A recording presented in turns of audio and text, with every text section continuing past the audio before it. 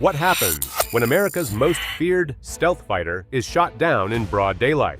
And what happens when that loss isn't seen as an isolated tragedy, but as a challenge to U.S. power itself? Tonight, you'll see how the downing of one F-35 wasn't just about a pilot drifting 11 hours in the Gulf. It was the spark that brought the B-2 Spirit fleet roaring out of the shadows, dropping weapons that turned one of Russia's crown jewels into rubble. How does a single strike in the Gulf end up redrawing the map of deterrence? Before we move on, please take a moment to subscribe to the channel and like the video. How can a $90 million jet built to be invisible vanish in less than a minute? The answer starts with an F-35 Lightning II cutting across the Gulf sky on what should have been another routine sortie. The jet moved low and quiet, its edges shaped to scatter radar waves, its heat signature masked, its presence meant to be a ghost. American operators at the command console tracked it moving smoothly across their screens. One more patrol intended to remind rivals that the U.S. could watch the Gulf without being seen. For the pilot inside, the flight felt standard.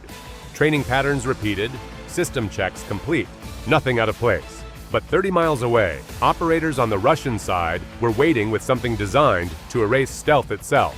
The launch came without warning. A Russian coastal battery sent a missile screaming into the sky, a weapon designed to travel at nearly Mach 7. That meant more than 5 times the speed of the very jet it was chasing. At that velocity, the missile covered a mile every second, its warhead programmed to track even the faintest return from a low observable aircraft. In the American cockpit, the sensors lit up, systems suddenly alive with alerts. The stealth jet that had seemed untouchable moments earlier was now prey. Every decision in the next 41 seconds would decide life or death. The pilot reacted instantly. Electronic countermeasures switched on, flooding the air with noise meant to blind the missile. The jet banked hard, pulling away from the heat path. Decoy flares streaked behind, glowing brighter than the engines. Yet, the missile's radar seeker pierced through the confusion. Unlike earlier generation rockets, this one was designed to adapt mid-flight, weaving toward its quarry with relentless speed. Each evasive roll of the jet only seemed to narrow the window of survival. Seconds drained fast, and the distance closed even faster. At such speed, pulling another high-G maneuver offered no guarantee of escape. Inside American command centers, radar technicians watched the jet's icon flicker on their screens. They knew exactly how close the missile was. The interval between blips grew shorter, and at each pass, they counted down. 12 seconds, 8, 5. Their voices stayed calm, but the silence between updates carried more weight than any words could. The room felt frozen, with everyone locked on a single fate. They watched as screens flashed warnings of a terminal event.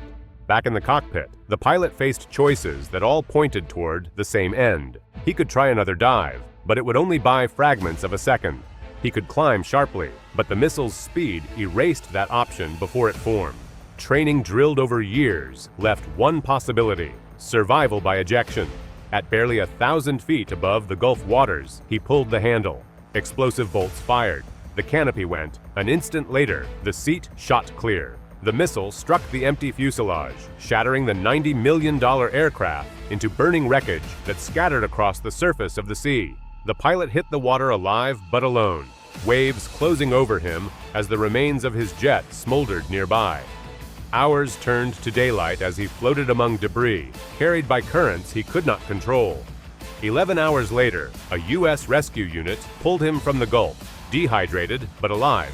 His survival became more than chance. It turned into a symbol. For U.S. command, the attack was not just about one man drifting on the water. It carried the weight of a national insult. And in Washington, leaders decided the loss marked the start of something far larger. Word of that decision carried across continents. What came next was not measured in seconds, but in waves of aircraft, preparing for a response that would shake the night sky. How does the destruction of one stealth jet at sea turn into an American strike package that erases the center of Russia's coastal defenses in less than an hour? That was the dilemma facing Washington.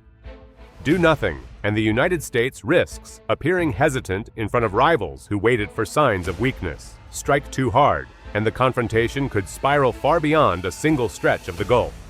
In the middle stood an American pilot who had survived 11 hours in the water and the charred wreckage of a plane designed to be untouchable. What followed became Operation Dark Blade, an attack planned in silence but carried out with absolute precision. The design of Dark Blade relied on several moving layers, each one synchronized to give the next a path. It was never going to be a show of force from one wing of fighters or a handful of missiles. To avoid escalation, every detail had to be controlled. The opening act involved EA-18G Growlers, electronic warfare aircraft trained to blind radar rather than drop bombs. At 2:18 a.m., 5 of them broke across the horizon, transmitting wideband interference that painted Russian sensing equipment in haze. Operators on the Russian side suddenly watched their screens turn to static, their frequencies jammed, their targeting systems useless. The darkness of night gave them fewer angles, and the noise from the Growlers erased the little that remained. That confusion was when the next wave pressed forward.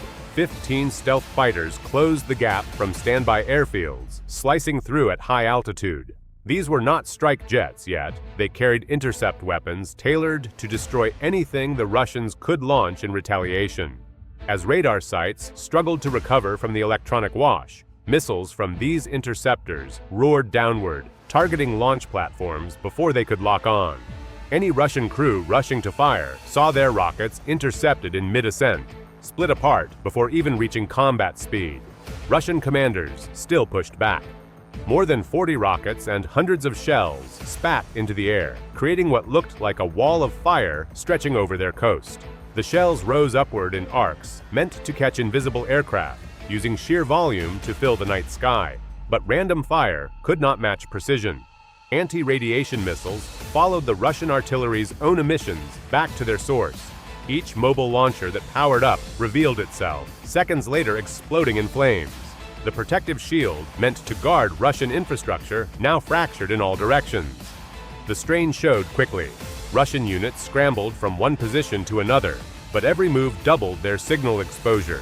For American sensors, it was like flipping switches in a dark room. Each moment a radar blinked on, it became the next target. Chaos spread as crews abandoned locked vehicles, power stations went silent, and communications lost coherence. American forces were not freewheeling.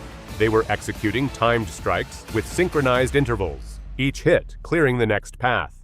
11 minutes after the operation began, the stage was ready for its climax. At 2:29 a.m., 3 B-2 Spirits, hidden at extreme range for hours, slid into position almost unnoticed. Their bays opened, releasing 24 bunker-busting bombs in a silent cascade. The munitions plunged into hardened sites, known to house core systems tied to Russia's nuclear defense. Within moments, impact detonations rumbled across the coastline. Concrete fortifications collapsed inward, command vaults caved into rubble, and the structure once considered untouchable dissolved into shredded earth and smoke. One missile erased an F-35, but what followed shifted more than the balance in the Gulf.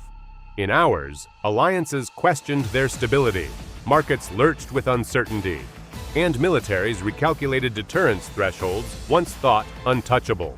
A single ambush had forced nations to weigh action against escalation and blurred the lines between provocation and war. It shows how fragile that balance really is. Viewers should ask themselves, if one lost jet drew out hidden bombers, what happens when 2 or 3 vanish under fire? The next spark may not be contained by precision strikes, but could ignite something far heavier.